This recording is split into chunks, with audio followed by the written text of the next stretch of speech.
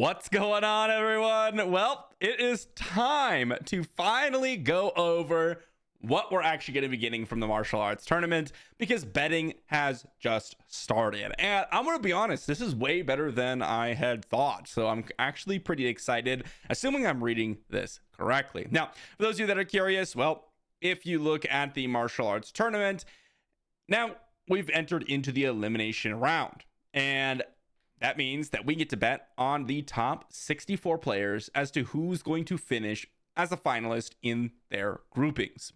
Now, of course, when I look through here and look at the elimination round, it's not even close. Like, to be honest, there are so many people way higher than I in terms of combat power. And I think a lot of people are going to be feeling the same right now, which is, yeah, it is just not even close to get to the top 64. The lowest combat power that I see on this list is like 50 billion, which is more than 3 times my combat power at the current moment. And so it's not really viable to even consider yourself as an option for top 64. However, we now have a place to use our little martial arts dice. And if we click the little question mark, we could guess the winners of 8 consecutive groups. And if you're correct, you will receive 1.5 times the dice amount as radars. If incorrect, you'll receive half the bet dice amount. So you're looking at about like 2,500 radars if you're wrong. Or in some cases, you'll be going way higher than that. And it also depends on how many gems you're spending on the event. For example, I have 12,500 dice right now. I spent a little bit of gems on my dice. And so if I were to bet right now and lose every single one, I'm getting 6,000 radars, which is honestly not bad, right? If I were to go through and win them all, I'm suddenly getting 17 or 18,000 radars, which is actually pretty good. It's way higher than I would have expected, especially since I was like, at best it's 1 times the amount. Well, now it's 1.5 times the amount, which is pretty good. And then you could also guess the winners of all matchups in for final guesses, and the more correct guesses, the greater the reward. So it's really solid. And then after the event, you're going to keep your dice and your radars so you can continue to bet in the future. Now, how does this work? Well, you have 8 groups in the top 64. These 8 players are going to battle each other out for one finalist to the final round. So as an example here, if I look through all my groups, I already did kind of like a preview. Group 8 looks like the biggest disparity to me. The highest combat power is 377 billion, and this guy's got double S Reaper Staff, which looks incredible, plus double S Reinhardt's Resolve.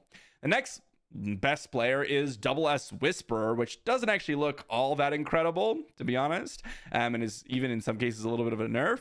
And then double S Reinhardt Resolve, but they're at 180 billion combat power. So the stats on this is just way lower than our friend over here. So to me, this is most likely going to be the winner. So I can go ahead and guess. I'm going to go ahead and guess on this player that they're going to win. Great. Here's the thing. I've already placed my bet on group 8. So I can't place multiple bets in group 8, which, obviously makes sense because there's only one winner. So you can't just pile on all your dice on one group. You have to make the right guess on every single group in order to get that 1.5 times. So that's where the tricky part comes in. And honestly, I think this is where, keeping your dice for guaranteed wins in terms of betting is going to be pretty nice and pretty useful to you as a free-to-play player. Because there's some groups on here that are really close. Take, for example, this one, Group 1. Group 1, I'm not sure. Because we have Flippy here at 328 billion with Sky Splitter, right?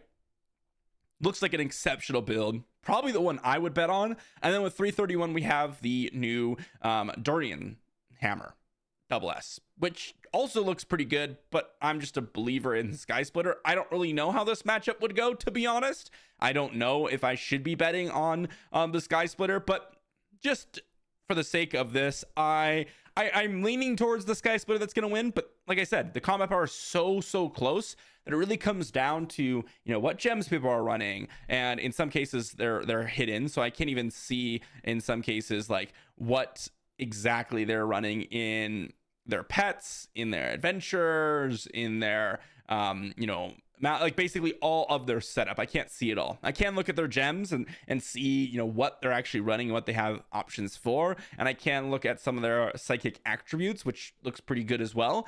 But I'm not going to be able to really determine what player is going to win all that convincingly. And so this one's going to be kind of hit or miss. I'm kind of 50-50 flipping a coin, although I believe in the Sky Splitter build a little bit better, or a little bit more. For group 2 here, well, this one a little bit different, right? This one's got 190 billion combat power. The next one's up 125. So I'm going to bet on the way higher one. Again, that's generally just going to be the case. I'm just going to trust that the person with higher combat power is the one that's building their build correctly. And I don't know why I said Sky Splitter. This is not Sky Splitter. This is the Helios Warblade, which is the Blade of Justice, which looks incredible, by the way. That's what I meant to say. This is the Sky Splitter. I know people are flaming me in the comments already. I can feel it. This is the Sky Splitter, which looks also fantastic, versus we have another Durian Hammer. This one doesn't have the double S Reinhardt's Resolve. So you know what? This seems like a pretty easy, you know, I'm going to go with that guy as a winner. And you just do this for each group. Each grouping is going to have the potential winner here. This one's another one that's pretty close. Paradigm looks like the highest combat power. We got a Sky Splitter user here. Next one up is a no Sky Splitter, but no double S Reinhardt's Resolve. So I think I'll just bet on this guy.